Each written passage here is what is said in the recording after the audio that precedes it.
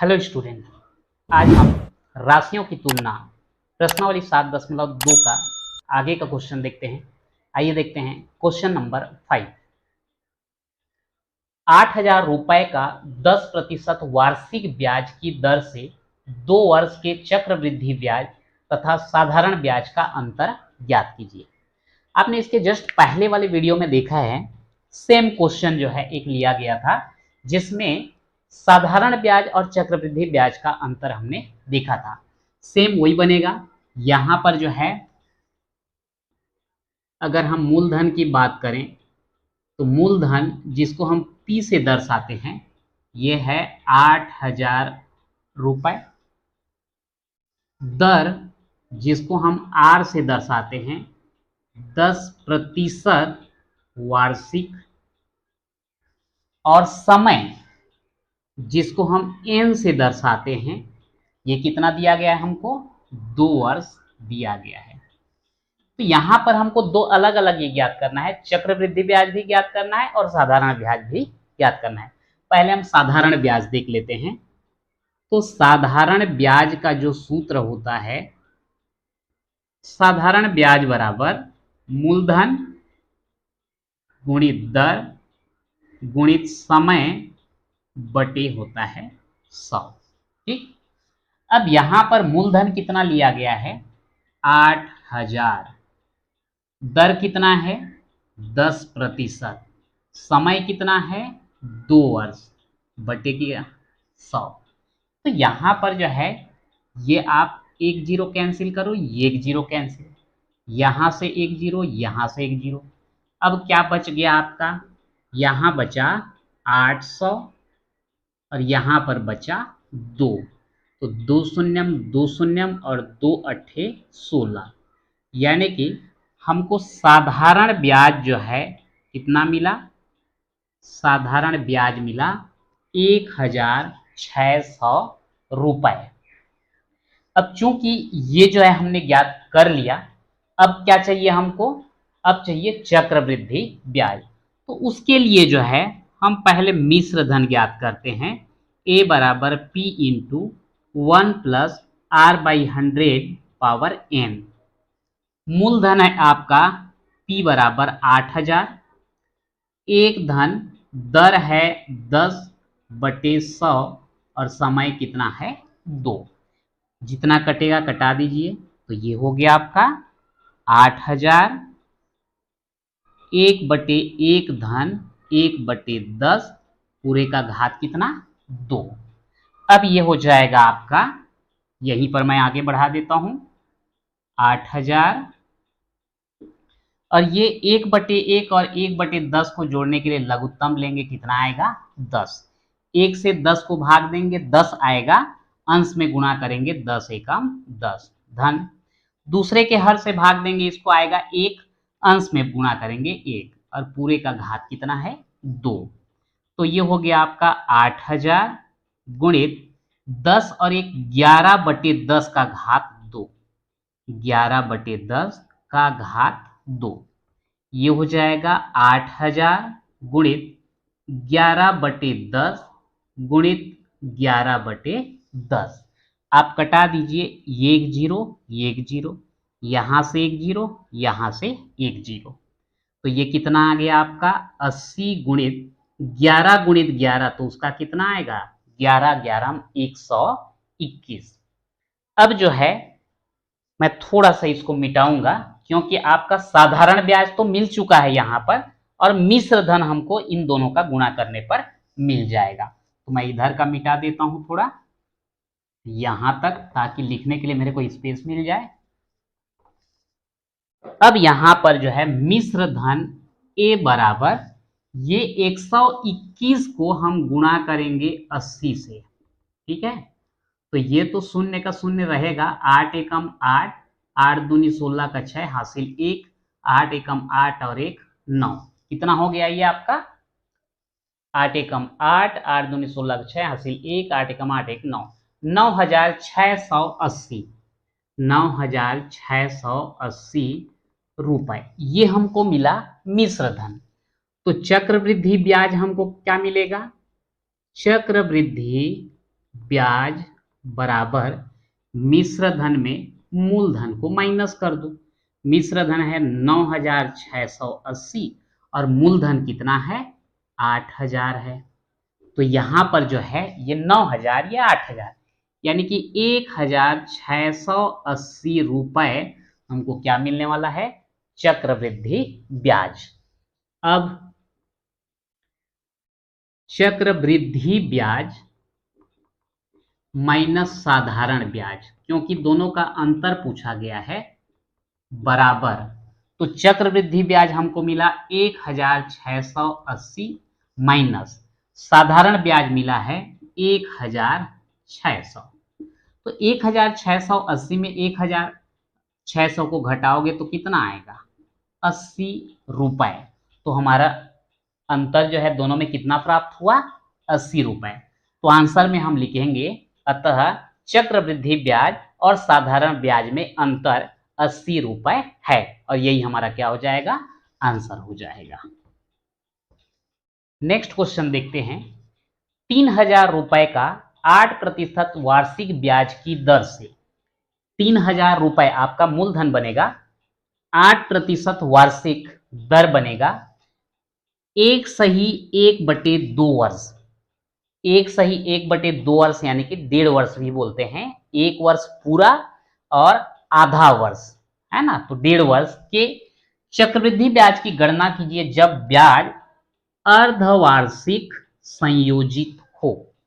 अब यहां पर अभी तक हमने जितना भी क्वेश्चन देखा था वहां पे वार्षिक गणना होता था, यानी कि ब्याज की गणना 1 वर्ष में होता था, लेकिन अब यहां पर जो है दिया गया है अर्धवार्षिक। इसी टाइप से अगला क्वेश्चन आ सकता है तिमाही। तो एक बार थोड़ा सा देखते हैं कि एक ब्याज की गणना अगर हम अलग अलग करें, मान लो ब्याज की गणना, मैं 3 अलग से कॉलम लेकर के आपको बता देता हूं। ब्याज की गणना अगर हम करते हैं वार्षिक, ठीक है, दूसरा आता है अर्धवार्षिक। अर्धवार्षिक को और क्या बोला जाता है 6 माही, अर्धवार्षिक या फिर 6 माही। और तीसरा गणना जो होता है त्रैमासिक, त्रैमासिक या फिर इसको और क्या बोलते हैं तिमाही बोला जाता है। अगर ऐसा गणना किया जाए तो 2 चीज हमें कंफ्यूजन देता है, एक तो है समय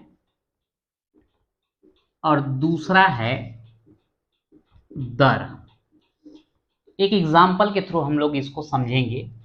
मान लेते हैं, मैं एक चार्ट बना देता हूं ताकि इसको आप नोट करके रखे रहेंगे, काम आएगा। मान लेते हैं कोई क्वेश्चन सॉल्व कर रहे हैं और वहां पर ब्याज की गणना वार्षिक दिया गया है, समय दिया गया है हमको 1 वर्ष, कितना दिया गया है 1 वर्ष, और दर दिया गया है 12% वार्षिक, है ना। दर जहां पर भी लिखता है ऐसा लिखता है। अगर ब्याज की गणना वार्षिक कर रहे हैं, समय 1 वर्ष दिया है, दर 12% वार्षिक दिया गया है, अब यदि उसका गणना अर्धवार्षिक कर दिया जाए, यदि अर्धवार्षिक कर देंगे तो हमको पता है कि 1 वर्ष में जो है टोटल कितने माह होते हैं 12 माह, और ये 12 माह को अर्धवार्षिक या 6 माही बनाएंगे। 6 माही मतलब 6 महीना। तो ये 12 माह को हम डिवाइड कर दें तो 6 माह जो है 2 भाग में हो जाएगा, यानी कि हम ये बोल सकते हैं कितना 6 माही मिलेगा 2 6 माही मिलेगा। तो हमने यहां पर 1 वर्ष लिखने के बजाय क्या लिख देंगे, यहां पर 2 6 माही लिखेंगे, ठीक। इसी को यदि हमको तिमाही बोला जाए, तिमाही बोलने का मतलब 12 वर्ष को 3 महीने में आपको डिवाइड करना है। ये 3 माह, ये 3 माह, ये 3 माह और ये 3 माह। तो ये बताओ कितने तिमाही हो जाएंगे 4 तिमाही हो जाएंगे। तो त्रैमासिक गणना में आपको क्या लिखना पड़ेगा 4 तिमाही लिखेंगे, ध्यान देंगे इसको। अब यदि वार्षिक गणना में 12% वार्षिक दिया गया है, 12% वार्षिक, या फिर बोल सकते हैं 12% 12 माह में। 12 माह में 12%, तो 6 माह में कितना प्रतिशत? 6% हो जाएगा। लेकिन 6% 6 माह ही लिखना पड़ेगा यहां पर। तो तिमाही का क्या हो जाएगा? तिमाही का हो जाएगा जैसे 12 माह का 12%, 6 माह का 6%, और 3 माह का अगर लेंगे तो यहां पर क्या हो जाएगा? 3% तिमाही हो जाएगा। अब यहां पर ये देख तो लिए, लेकिन इसमें एक विशेष जो है नोट करने वाली बात ये है, आप सीधा सीधा ध्यान रखना कि अगर आपको अर्धवार्षिक गणना करने के लिए बोला जाता है तो आप समय को जो है 2 से गुणा कर देंगे और दर को जो है 2 से भाग कर देंगे। यहां संख्या कितना था? 1, 2 से गुणा करोगे तो 2 6 माही। यहां पर कितना था? 12, 2 से भाग दे दोगे तो आ जाएगा 6। एक बार फिर से ध्यान दें कि अगर ब्याज की गणना अर्धवार्षिक करते हैं तो समय में जो भी संख्या दिए रहेगा हम उसको 2 से गुणा कर देंगे, और दर में जो भी संख्या दिया रहेगा उसको जो है 2 से भाग कर दें। इसको 2 से गुणा करोगे 2 आएगा, और इसको जो है 2 से भाग देंगे तो 6 आएगा। सेम कंडीशन त्रैमासिक के लिए है। अगर त्रैमासिक ज्ञात करना है तो समय में जो भी रहेगा उसको हम 4 से गुणा कर देंगे, और दर में जो भी रहेगा उसको 4 से भाग दे देंगे। ध्यान देंगे, समय में अर्धवार्षिक के लिए 2 से गुणा, दर में 2 से भाग। त्रैमासिक में समय में 4 से गुणा और दर में जो है 4 से भाग। तो इस प्रकार से आपका जो है ये टेबल तैयार हो जाता है। इसमें थोड़ा सा ध्यान आपको रखना है कि किसमें किसका गुणा करना है और किसका भाग करना है। ठीक है, अब जो है हम लोग 6वां क्वेश्चन में चलते हैं कि उसमें क्या बोला गया है और उसमें हमको करना क्या है। तो यहां पर मूलधन हमको दिया गया है 3000 रुपए, दर दिया गया है 8% वार्षिक। तो यहां पर हम डायरेक्ट उसको लिखते जाएंगे, मूलधन P बराबर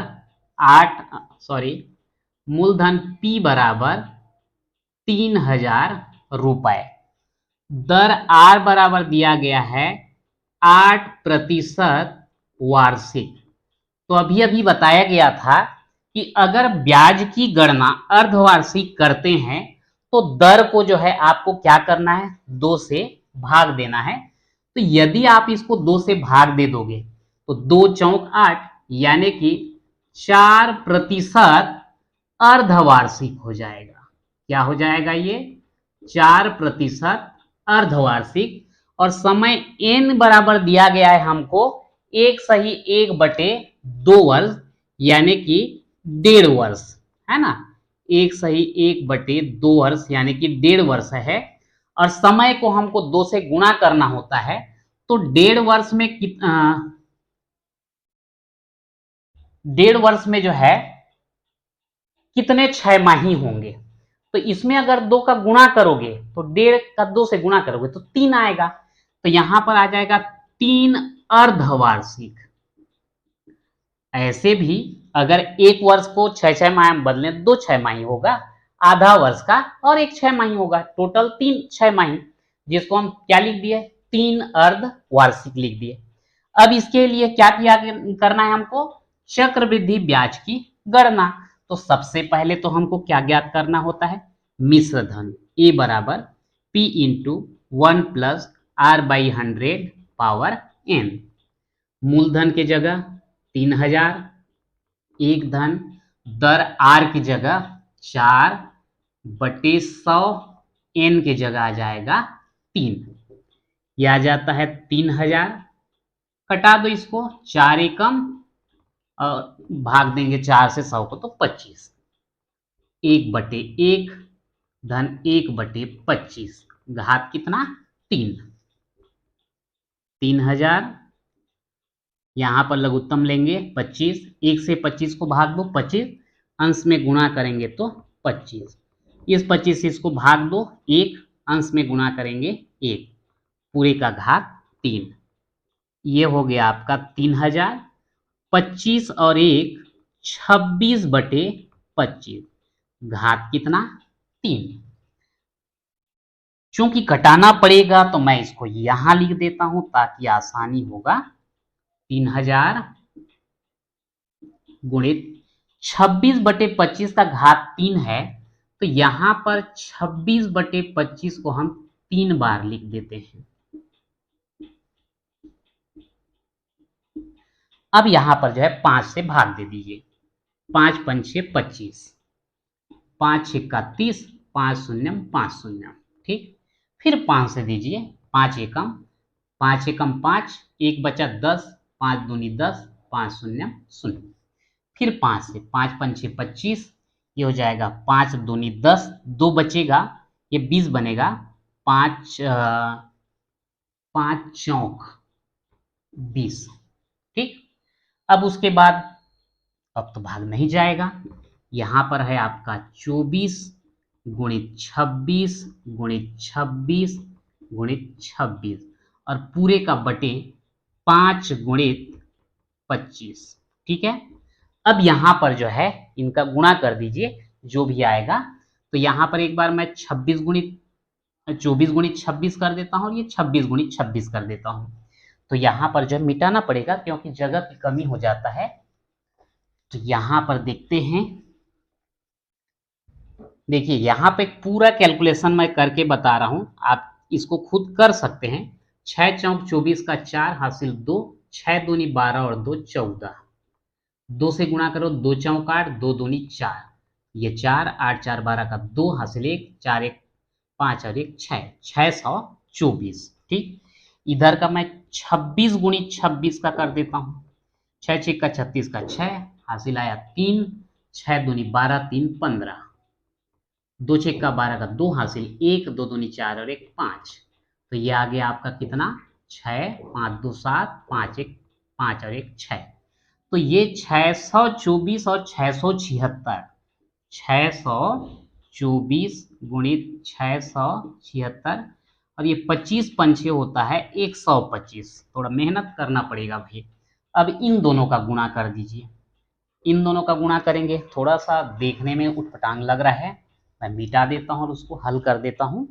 ये हो जाएगा 624 गुणित 676, 6 चौक 24 का 4 हासिल आया 2, 6 दूनी 12 और 2 14 का 4 हासिल आया 1, 6 6 का 36 और 1 37, 7 से 1 दे देते हैं, 7 चौक 28 का 8 हासिल 2, 7 दूनी 14 और 2 16 का 6 हासिल आया 1, 7 6 का 42 और 1 43।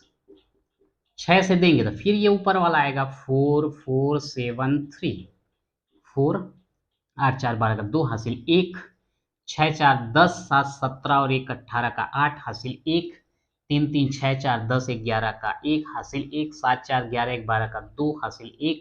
ये हो जाएगा 4। कितना आया 4,21,824, 4,21,824 बटे में कितना है 125। 125 से जो है इसको क्या करना है भाग देना है। प्रोसीजर थोड़ा लंबा है भाई। 125 से अगर हम भाग दें तो ध्यान देना यहाँ पे 3 अंक हैं, तो यहाँ भी आपको 3 अंक सेलेक्ट करना पड़ेगा। तो अगर हम 3 अंक लेते हैं, ये 125 है और ये कितना है 421 है। अगर हम यहाँ पर 2 बार देंगे तो छोटा हो जाएगा। 3 बार अगर करते हैं तो ये 300 और ये इसका 25 दिया 75, 375 आएगा। 4 बार करेंगे तो 400 से ज्यादा हो जाएगा। 3 बार देते हैं तो 3 पंछे 15 का 5 हासिल 1, 3 दूनी 6 1 7 और 3 एकम 3, घटा दीजिए। 11 में 5 घटाएंगे कितना आएगा 6, यहां पर बचा 1, ये भी 11 हो जाएगी। 11 में 7 घटाएंगे 4 और यहाँ का चला गया तो ये कैंसिल। अब यहाँ पर नेक्स्ट डिजिट है ये 8, ठीक। अगर हम 3 बार देते हैं तो 375, 4 बार अगर देंगे तो 400 ऐसे ही हो गया और 25 चौक 100 मतलब 500 हो जाएगा। गड़बड़ है, 3 बार ही दीजिए। 3 बार देंगे तो 375, घटा दो 8 में 5 घटाएंगे 3। अब यहाँ से उधार लोगे 16, 16 में 7 घटाओगे 9 और ये कैंसिल, 93 है ना। फिर लाइए आप 2। अब यहाँ पर आ गया 932। 932 मतलब कितने बार देना पड़ेगा हमको? यहाँ पर अगर हम देते हैं 3 बार में 375, 6 बार में ये 300 और 300 600, 7 बार का ट्राई किया जा सकता है। 125 गुणित 7 करके, 7 पंचे 35 का 5 हासिल 3 और 7 दूनी 14 3 17 हासिल 1, 7 एकम 7 और 1 8, 875। अगर 125 और कर दें तो ये हो जाएगा आपका 900, ज्यादा हो जाएगा 875। ठीक, 7 बार देते हैं, 7 बार देंगे तो 875 माइनस कीजिए, यहाँ 12 हो जाएगा, 12 में 5 घटाएंगे तो 7, यहाँ 12 हो जाएगा, 12 में 7 घटाएंगे तो 5, कैंसिल। एक डिजिट और बचा हुआ है, ये आपका 576, संभवतः 4 बार आएगा। 4 पंचे 20 का 0 हासिल 2, 4 दूनी 8 2 10 का 0 हासिल 1, 4 एकम 4 और 1 5, 574। अब यहाँ पर लगाएंगे दशमलव, यहाँ लगाएंगे 0। कितना हो गया भाई? 740। 740 मतलब इसमें हम लोग दिए थे 7 बार, संभवतः 6 बार में आएगा, तो हम 6 बार दे देते हैं। 6 पंचे 30 का 0 हासिल 3, 6 दूनी 12 3 15 का 5 हासिल 1, 6 कम 6 और 1 7, ज़्यादा हो गया भाई, 750 हो गया 6 बार में। तो हमको कितने बार देना पड़ेगा? 5 बार ही देना पड़ेगा। 5 बार दीजिए, कितना आता है देखते हैं। 5 पंचे 25 का 5 हासिल 2, 5 दूनी 10 2 12 का 2 हासिल 1, 5 एकम 5 और 1 6, घटा दीजिए। 10 में 5 गया 5, यहाँ कितना बचा? 3, 3 में 2 गया 1 और ये 1, 115। अगर हम यहाँ पर जो है 0 बढ़ा दें, क्योंकि दशमलव लग चुका है, तो ये हो जाता है 1150, 1150। अब यहाँ पर कितना आएगा भाई, इसको भी देख ले।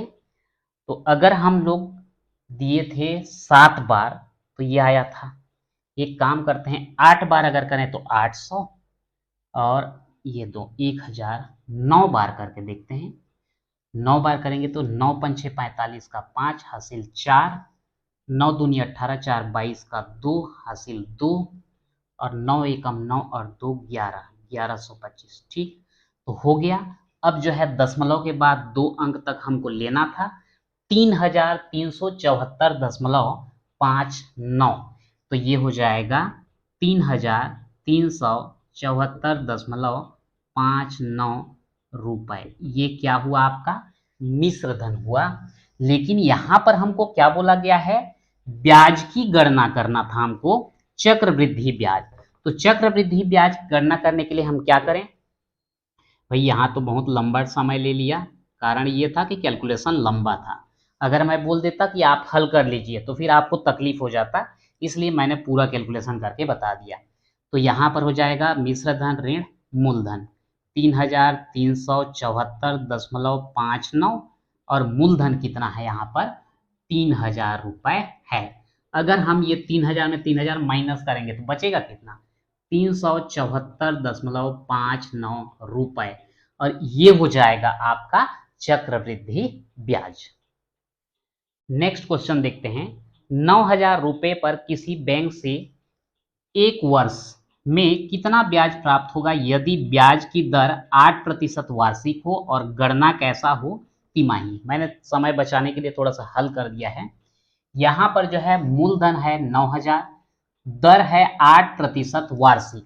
बोला गया था तिमाही होगा, तो उस कंडीशन में समय को 4 से गुणा, तो इसको 4 से गुणा किए 4 तिमाही, और दर को 4 से भाग, तो 4 से भाग दिया 8 को, तो आया 2% तिमाही। मिश्र धन वाले फार्मूले में हमने रख दिया, पी की जगह 9000, एक धन आर की जगह 2/100 पूरे का घात 4, कटा दिए 1/1 धन 1/50, लघुत्तम लेके जोड़ दिए तो 9000 गुणित 51/50 का घात 4।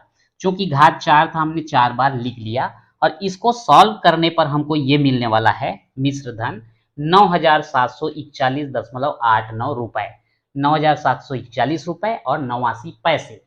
चक्रवृद्धि ब्याज ज्ञात करने के लिए मिश्र धन में मूलधन को घटा देते हैं। तो ये मिश्र धन में मूलधन को घटाने के बाद हमको कितना मिला, 741 रुपए 89 पैसा। और यही जो है क्या कहलाएगा, हमारा चक्रवृद्धि ब्याज। तो इस प्रकार से हमने 7.2 का 5वां, 6वां और 7वां क्वेश्चन कवर किया है। तो आज के वीडियो में इतना ही, मिलते हैं नेक्स्ट वीडियो में।